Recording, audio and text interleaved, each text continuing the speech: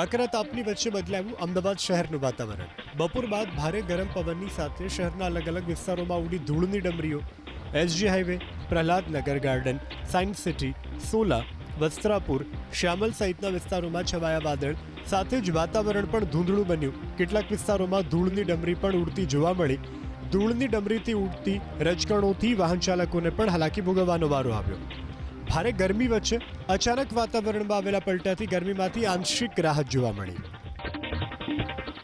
આકરા તાપની વચ્ચે બદલાયું અમદાવાદ શહેરનું વાતાવરણ।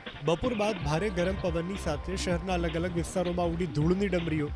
SG highway, Prahladnagar garden, science city, Sola, Vastrapur, Shyamal સહિતના વિસ્તારોમાં છવાયા વાદળ સાથે જ વાતાવરણ પણ ધૂંધળું બન્યું। કેટલાક વિસ્તારોમાં ધૂળની ડમરી પણ ઉડતી જોવા મળી।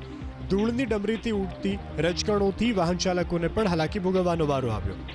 ભારે ગરમી વચ્ચે અચાનક વાતાવરણમાં આવેલા પલટાથી ગરમીમાંથી આંશિક રાહત જોવા મળી।